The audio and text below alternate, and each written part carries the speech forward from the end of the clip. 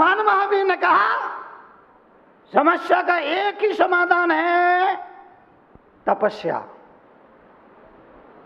समस्या का एक ही जो समाधान है, तपस्या। मन को इच्छाओं का निरोध करना। इच्छाएं, इच्छाएं, इच्छाएं, आसक्ति, आसक्ति, आसक्ति, आसक्ति जो आ तो सकती है पर जा नहीं सकती, उसका नाम है आसक्ति। सब देखिए, आसक्ति जो आ तो सकती है लेकिन जा नहीं सकती, उसका नाम आसक्ति है। दिगंबर परंपरा में एक आचार्य हुए, शांति सागर जी बिहार कर रहे थे। दोपहर के 12 बजने का वक्त हुआ। सोचा अब सामायिक करें, लेकिन कहाँ करें, कोई जगह नहीं सामायिक के लिए, ध्यान के लिए कोई जगह उपयुक्त तो उनको नहीं मिल रही थी। पास में एक साधु रहता था, उसने कहा महाराज आप मेरी कुटिया में ध्यान कर लीजिए, वो भी पवित्र हो जाएगी। महाराज ने कहा कोई बात नहीं। घास फूस की कुटिया थी, वहां सामायिक करने लगा। महाराज ने सामायिक की, सामायिक के बाद अगले पड़ाव के लिए विहार किया। साथ साथ में वो साधु भी चला। रास्ते भर बोलता जा रहा था महाराज कमाल की कुटिया है, कमाल की कुटिया है। और कुटिया की खासियत है महाराज, सर्दी हो या गर्मी, अंदर बैठ जाओ तो मालूम ही नहीं पड़ता। और इस कुटिया की खासियत ये और है महाराज, गर्मी में अंदर बैठो तो बहुत ठंडी लगती है, एकदम शीतल रहती है। और बाहर अगर सर्दी पड़ रही हो और अंदर बैठ जाओ तो गर्माहट होती है। महाराज सुनते रहे, सुनते रहे। वो बोलता रहा, बोलता रहा, बोलता रहा। साधु ने कहा महाराज एक और खासियत है इस कुटिया की, कैसी भी आंधी और तूफान आए, अंदर बैठने के बाद एकदम सुरक्षित होते हैं।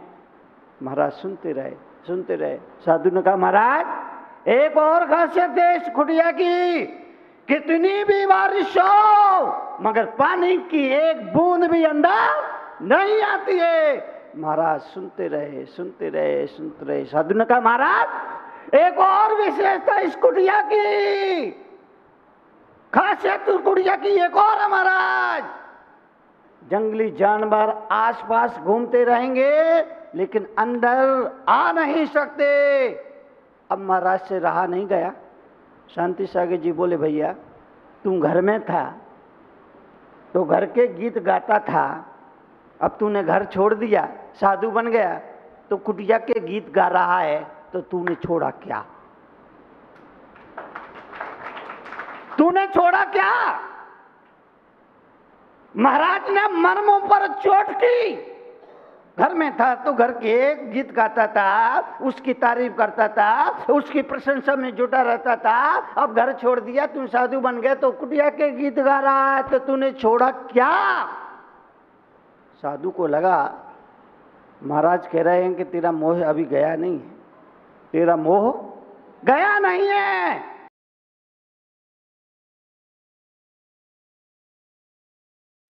साधु ने कहा महाराज रुकना जरा, मैं अभी आया।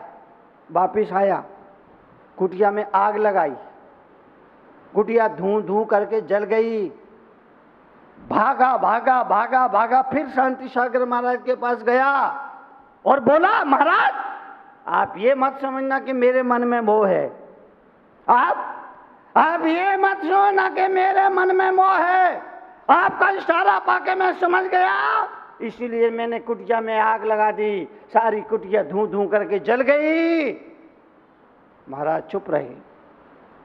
साधु भी चलता रहा, महाराज भी चलते रहे, साधु भी चलता रहा, महाराज भी चलते रहे, साधु भी चलता रहा, महाराज भी चलते रहे, साधु भी चलता रहा, महाराज भी चलते रहे, महाराज भी मौन, साधु भी मौन, महाराज भी मौन, साधु भी मौन, महाराज भी मौन, साधु भी मौन, महाराज भी चलते रहे, साधु भी चलते रहे, महाराज भी चलते रहे, साधु भी चलता रहा, महाराज भी चलते रहे, साधु भी चलता रहा, महाराज भी मौन, साधु भी मौन, महाराज भी मौन, साधु भी मौन, महाराज भी मौन, साधु भी मौन, महाराज भी चलते रहे, साधु भी चलता रहा, महाराज भी चलते रहे, साधु भी चलता रहा, महाराज भी चलते रहे, साधु भी चलता रहा, महाराज भी मौन, साधु भी मौन, महाराज भी मौन से लेके साधु से रहा नहीं गया। आखिरकार बोला, महाराज कुछ भी कहो, कुटिया थी बहुत बढ़िया।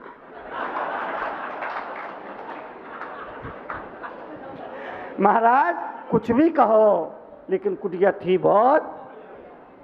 महाराज ने कहा, भैया बुरा मत मानना, बाहर की कुटिया तो जल गई, लेकिन भीतर की कुटिया अब भी मौजूद है। आसक्ति जो आ तो सकती है, जा नहीं सकती। इसीलिए महावीर ने कहा, घर संसार नहीं है, परिवार संसार नहीं है, पत्नी और बच्चे संसार नहीं है, रुपया पैसा संसार नहीं है, बल्कि इसके प्रति जो आसक्ति है वो संसार है।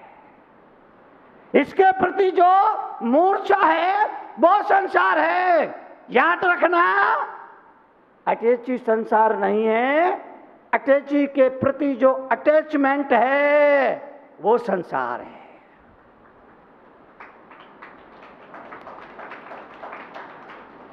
इसलिए जीवन के लिए, जीवन के परिवर्तन, जीवन की समृद्धि के लिए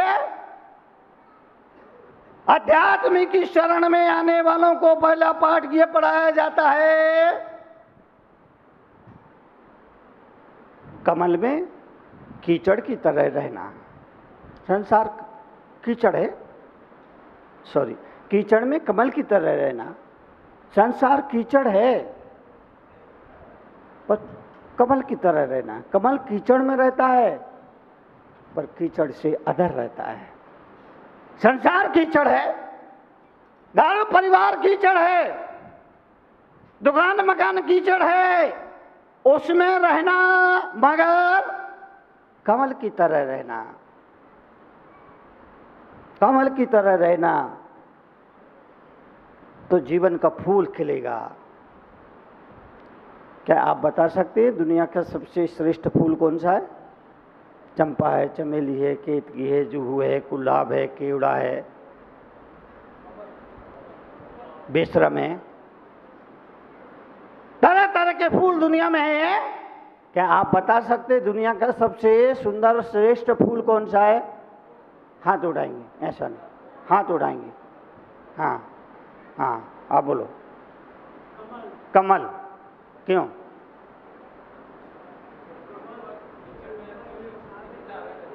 कीचड़ से अधर में रहता है, ठीक है। दुनिया का सबसे श्रेष्ठ फूल कौन सा बता सकते हैं आप? हाथ उठाइए, जवाब दीजिए, हाथ उठाइए, जवाब दीजिए। दुनिया का, दुनिया का, दुनिया का, दुनिया का, दुनिया का, दुनिया का सबसे श्रेष्ठ फूल, हाँ बोलो। गुलाब। क्यों? उसमें कांटे भी होते हैं और फूल भी होता है। नहीं, हाथ उठाइए। दुनिया का, दुनिया का, दुनिया का, दुनिया का, दुनिया का सबसे श्रेष्ठ, हाँ बोलिए। हंसी का फूल, ये कौन से पेड़ पे लगता है? दुनिया का, दुनिया का, दुनिया का फूल की बात चल रही है, कमल की बात चल रही है, इसलिए फूल बीच में गया। मैं आपसे सवाल करता हूं, दुनिया का सबसे श्रेष्ठ फूल कौन सा है? बोलो बेटा। कपास का? बोलो, बोल बोल। गुलाब। क्यों? तेरे पापा का नाम है क्या? सीधा बट। दुनिया का, दुनिया का, हाँ बोलिए। जो फूल भगवान के चरणों में चढ़ जाए, वो भले ही बेशरम का हो।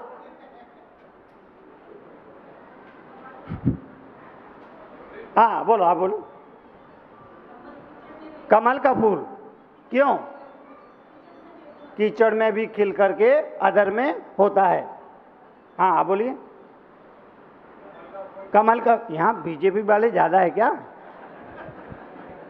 हाँ बोलिए। भगवान का समूचरण कमल के फूल के ऊपर विराजमान होकर लगता है। दुनिया का दुनिया का दुनिया का दुनिया का दुनिया का दुनिया का दुनिया का दुनिया का दुनिया का दुनिया का हाथ उठाई, हाथ उठाई, हाथ उठाई, हाथ उठाई, हाथ उठाई, हाथ उठाई, हाथ उठाई। आप बोलिए। हाँ बोलिए।